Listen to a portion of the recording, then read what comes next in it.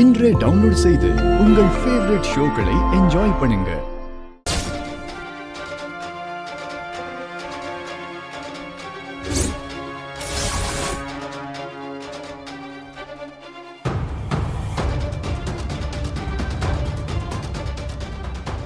என்னங்க நீங்க என்ன இங்க?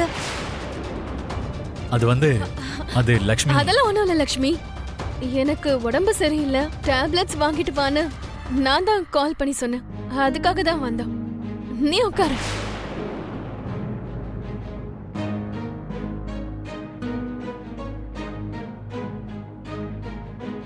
ஓ அப்படியா?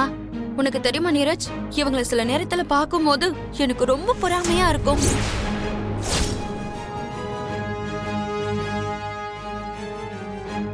ரெண்டு பேரும் எவ்வளவு நல்ல ஃப்ரெண்ட்ஸ்னு தெரியுமா? ஒருத்தரை பத்தி ஒருத்தர் எவ்வளவு யோசிப்பாங்கன்னு தெரியுமா?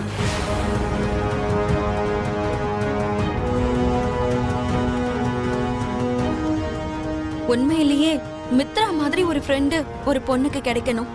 அதே மாதிரி மனிஷா மாதிரி ஒரு ஃப்ரெண்டு ஒரு பையனுக்கு கிடைக்கணும்.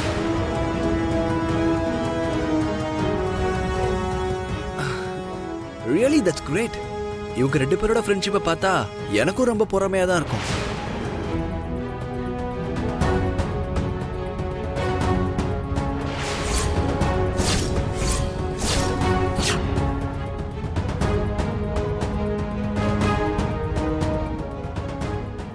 மித்ரா, இது என்கேஜ்மெண்ட் ரிங்.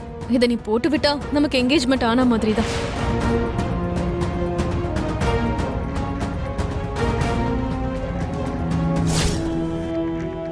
மனிஷா,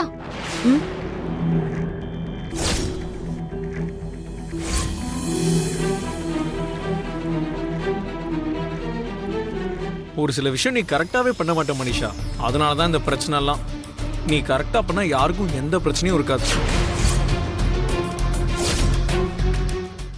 விவேக், நீ எதை பத்தி பேசிக்கிட்டு இருக்க? அதான் நீ மனிஷாவோட ரிங்க பத்தி.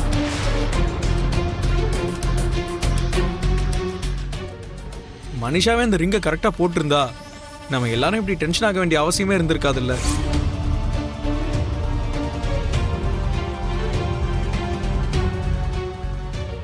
இதுல போய் என்ன இருக்கு? அந்த ரிங் செட் ஆகாம இருந்திருந்தா இன்னொரு ரிங் எக்ஸ்சேஞ்ச் பண்ணிருப்போம். ரிங்ஸை நாம எப்படியும் எக்ஸ்சேஞ்ச் பண்ணிடலாம், ஆனா மனுஷங்களை எக்ஸ்சேஞ்ச் பண்ண முடியாது.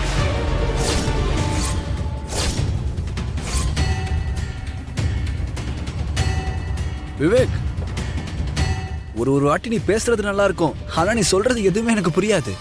இதெல்லாம் உனக்கு புரியாம இருக்கிறது தான் நல்லது.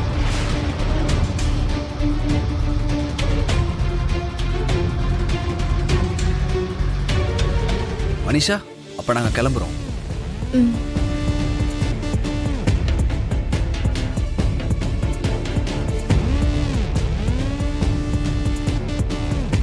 என்னண்ணே, நீயும் கிளம்பி எங்க கூடயே வர போறியா இல்ல இன்னும் இங்கே இருக்க போறியா? அதான் மனிஷாவுக்கு சேவெல்லாம் பண்ணிக்கிட்டு. பாவம், மனிஷாக்கு வேற உடம்பு சரியில்லை. ஐயோ, அப்படியெல்லாம் ஒண்ணும் இல்லை, நானும் உங்க கூடவே வந்துடுறேன். மனிஷா, இன்னைக்கு நீ நல்லா படுத்து ரெஸ்ட் எடு.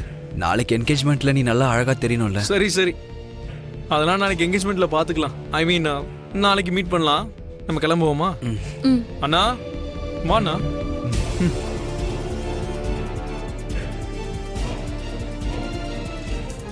மனிஷா அவளோட லைஃபை பார்த்துக்கிட்டு அவ போயிடுவா. ஆனா இன்னும் நீ அந்த மனிஷாவை பத்தியே தான் யோசிச்சுட்டு இருக்க. உன்னை நம்பிட்டு இருக்கிற லட்சுமி அண்ணியோட வாழ்க்கைக்கு நீ என்ன பதில் சொல்ல போறன்னா? அதெல்லாம் எனக்கு தெரியாதுடா. பட் மனிஷா எனக்கு வேணும். இந்த விஷயத்துல எந்த ஒரு மாற்றமும் இருக்காது. எனக்கு மனிஷா வேணும், அவ்வளவுதான். மனிஷா வேணும், அவ்வளவுதான். மனிஷா வேணும், அவ்வளவுதான்.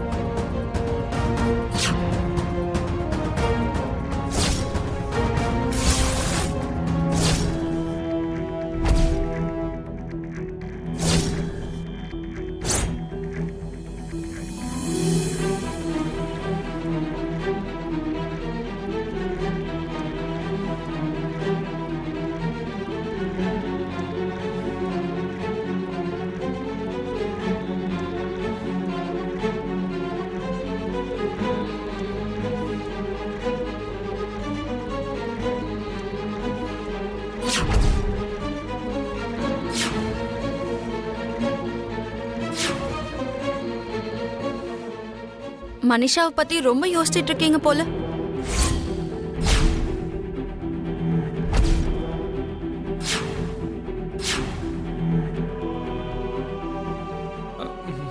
அது ஒண்ணும் இல்ல நீ இப்போ மனிஷா பத்தி எதுவும் பேசலையே.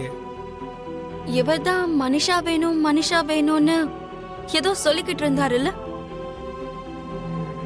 ஓ அதுவா? ஆபீஸ்ல ஒரு புது ப்ராஜெக்ட் ஸ்டார்ட் ஆக போகுது. அந்த ப்ராஜெக்ட்ல மனிஷாவும் இருந்தா நல்லா இருக்கும்னு அண்ணன் ஃபீல் பண்றான்.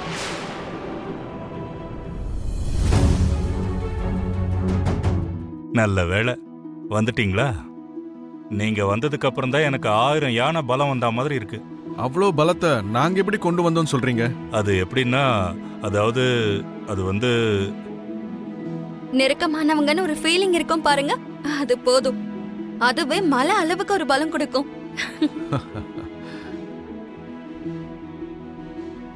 ஆ என் மனசுல இருக்கிற ஃபீலிங்க நீ கரெக்டா கண்டுபிடிச்சு சொல்லிட்டம்மா. உன் தாத்தா அச்சுதனும் இப்படியே தான் என் மனசுல என்ன இருக்குங்கிறத கண்டுபிடிச்சு அத வார்த்தையால சொல்லிடுவான். அதனாலதான் உன்னை பார்க்கும் போதெல்லாம் அவன் கூட இருக்கிற மாதிரியே தோணுது. என் மனசுல நீ நீங்காத இடத்த பிடிச்சிட்டம்மா.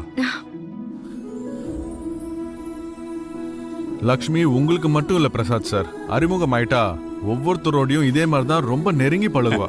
கரெக்டா சொன்னீங்க. அரவிந்தா அண்ணா எப்படி இருக்கீங்க? நாங்க நல்லா இருக்கோம் அனந்தா. Hi aunty. எல்லாரை விட முன்னாடி இருக்க வேண்டியவங்க இவ்ளோ லேட்டா வந்திருக்கீங்க.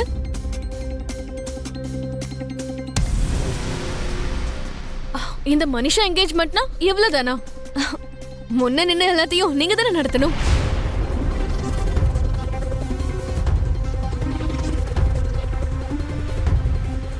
இன்னைக்கு டிராஃபிக் கொஞ்சம் அதிகமா இருந்தது மனிஷா, அதான் லேட் ஆயிடுச்சு.